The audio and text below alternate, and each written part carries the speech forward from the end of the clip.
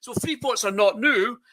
It's a Tory reaction to economic collapse, if you like, economic just zero growth. The economy is doing, and also the enormous trade imbalance in England, particularly.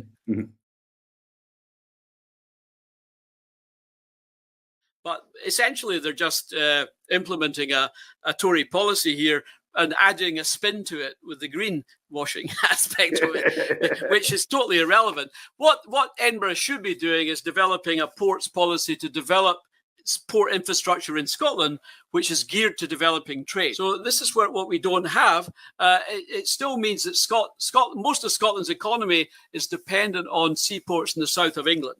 Most of Scotland's trade goes there, and it goes back to also the function of Scotland. Much of our trade is supplying England, as it were, or the rest of the UK, and that includes renewable energy, oil and gas, other goods, aggregates, and most of the whiskey goes south as well to get exported from there. And I've calculated that that's quite a significant value. It should be in excess of 100 billion a year quite soon. And our import logistics activities all come in through England's supply chains. So Scotland is served practically entirely by London business, if you like, London corporate entities. And all its exports are drained out at relatively low value, as our exports are taken out of the country at low prices. Whether that's renewable energy, we don't see any value. Oil and gas, we don't see any value, really. Whiskey, we see, we get quoted some figures, but actually the retail value of whiskey is probably 5 or 6 times what we hear it is, what the export data is. And then we have a whole range of other things that's supplied to London-based industries, like the retailers, the supermarkets, and so on. And then everything coming into Scotland, practically retail spend, comes in through, as I said, England's logistics centres, England's ports.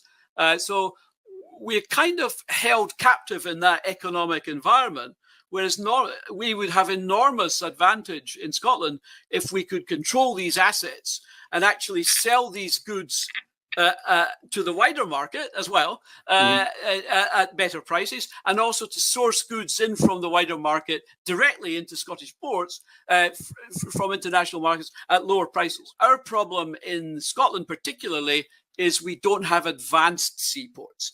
And I think this is where free ports around the world are linked to new, modern, sophisticated, competitive national seaports. So you'll see this in African countries, in Middle East countries, in Asian countries, in Caribbean islands, and so on. Free ports are generally connected and created to support the development of new port infrastructure. Now, this is what Scotland is not getting. It's not getting new port infrastructure to serve international markets. This is why I would link perhaps a free port to something like the Scapa Flow container terminal. If that was a transshipment port serving 20 countries around Northern Europe, handling big ships as well as feeder ships, and bringing in new trade, that might be attractive. But essentially what the Scottish government and the British government are trying to do in the UK is not the same thing. And it didn't work before, and I don't think it will work again. And that's pretty much it. But going back to port privatization in the UK back in the early 1990s, I did quite a lot of research on that, which was also used by the World Bank and UN agencies such as UNCTAD and ECLAC. And it's important to recognize that the UK went further than any other country. Usually ports just concession out the cargo handling operations. Right. So you bring in somebody like AP Moller or DP World to invest in the terminal, cranes, the equipment, some infrastructure, run the terminal, but you retain a public port authority.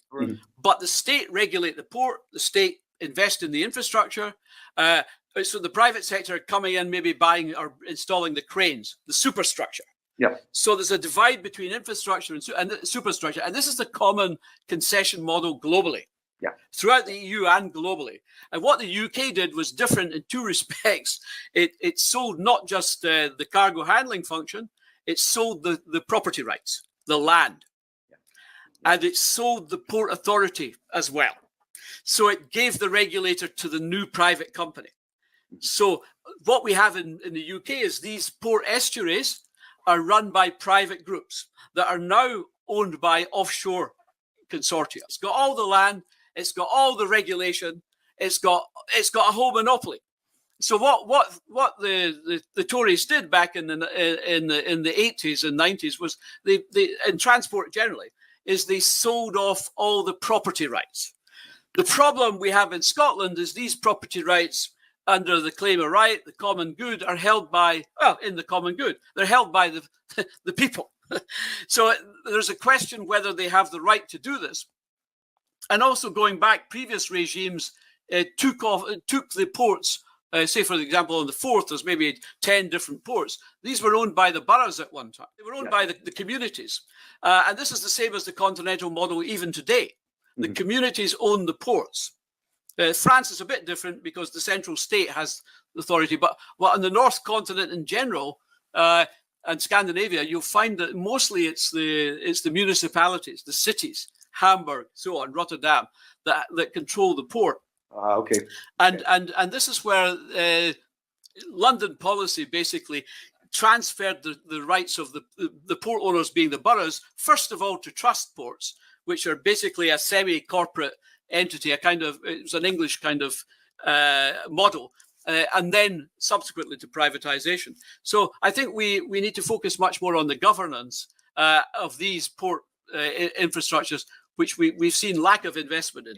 We don't have a port policy in Scotland, and now we have a free port policy imposed that's very poorly thought out and isn't really sensible. It's been rebranded green for obviously simplistic and inadequate reasons. So it's not a workable thing. What needs to be done? Well, I think Scotland really needs a maritime policy. Any country with a coastline and ports needs a maritime policy because it's basically a trade policy.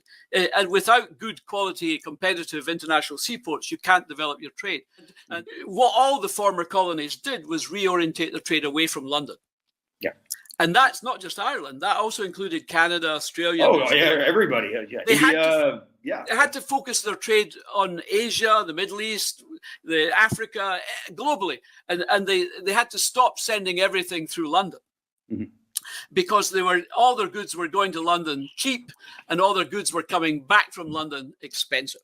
Right. And this is what makes a colonial model or the internal colonial model dysfunctional. It leaves an economy uncompetitive, lacking development, and its people can't move out of the rut they're in. And this is what explains Scotland's lack of development